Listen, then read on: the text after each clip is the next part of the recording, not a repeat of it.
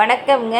நம்ம இன்றைக்கி ஈவினிங் ஸ்நாக்ஸாக நம்ம வீட்டு குட்டீஸுங்களுக்கெலாம் பிடிச்ச மாதிரி முருங்கைக்கீரை வச்சு தாங்க பகோடா செய்ய போகிறோம். வாங்க நம்ம பகோடா எப்படி செய்யணுன்றது இந்த வீடியோவில் பார்க்கலாம். ஃபஸ்ட்டு நான் ஒரு கைப்பிடி முருங்கைக்கீரை வாஷ் பண்ணி எடுத்து வச்சுருக்கேங்க. இப்போ நம்ம ஃபஸ்ட்டு கீரையை சேர்த்துக்கலாம். அது கூட 2 கொத்து கருவேப்பிலை சேர்த்துக்கலாம். ஒரு பெரிய வெங்காயம் கட் பண்ணி சேர்த்துக்கிறேன்.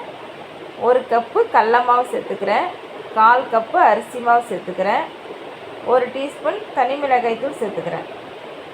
ஒரு 1/2 டீஸ்பூன் கரம் மசாலா சேர்த்துக்கிறேன்.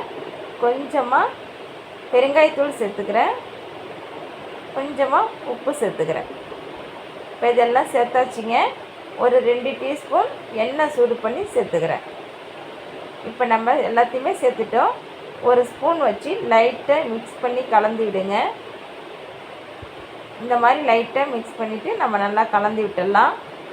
இப்போ பாருங்கள், கலந்தாச்சு. இப்போ கொஞ்சம் கொஞ்சமாக நம்ம தண்ணியை தெளித்து கையால் நல்லா பசஞ்சிங்க. தண்ணி எடுத்ததுமே நிறைய ஊற்றிடாதீங்க. நமக்கு பகோடாவுக்கு ரொம்ப தண்ணியாக இருக்கக்கூடாது.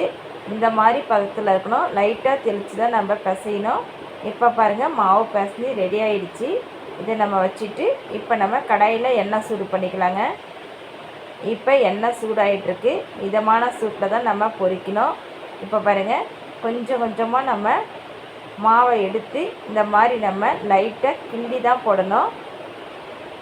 பாருங்கள் எப்படி பொரியுது பாருங்கள். எண்ணெய் நல்லா சூடாக இருக்குது.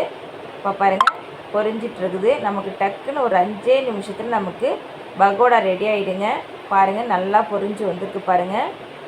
அவ்வளோதாங்க, நல்ல ஒரு முருவலான பகோடா நமக்கு டக்குன்னு ரெடி ஆகிடுச்சு. இந்த மாதிரி நம்ம எல்லாத்தையும் நம்ம மாவெல்லாம் போட்டு எடுத்துடலாம். இப்போ பாருங்கள், பகோடா நம்ம பொரிஞ்சிருச்சு. எல்லாத்தையும் எடுத்துடலாம். அவ்வளோதாங்க, நமக்கு சீக்கிரமாக நம்ம ஒரு ஈவினிங் ஸ்நாக்ஸாக நம்ம குழந்தைங்களுக்கு செஞ்சு கொடுக்கணும். இந்த மாதிரி நம்ம ஒரு முருங்கைக்கீரையை வச்சு நீங்கள் பகோடா செஞ்சு கொடுங்க. வீட்டில் கீரையே பிடிக்காது, சாப்பிட மாட்டேன்னு சொல்கிற குழந்தைங்களுக்கு கூட இந்த மாதிரி செஞ்சு கொடுங்க. கண்டிப்பாக அந்த பகோடா விரும்பி சாப்பிடுவாங்க. வீட்டில் இருக்க எல்லாருமே கண்டிப்பாக சாப்பிடுங்க. ரொம்ப நல்லது. முருங்கைக்கீரை சாப்பாட்டில் சேர்த்துக்குவாங்க. அப்படி சாப்பாட்டில் பிடிக்காதவங்க இந்த மாதிரி பகோடா செஞ்சு சாப்பிடுங்க. கண்டிப்பாக எல்லாருமே விரும்பி சாப்பிடுவாங்க. ட்ரை பண்ணுங்கள். நம்ம வீடியோ பிடிச்சிருக்குன்னா மறக்காமல் லைக் பண்ணி சப்ஸ்கிரைப் பண்ணிவிடுங்க. கமெண்ட் பண்ணுங்கள். அடுத்த வீடியோவில் பார்க்கலாம். பாய்.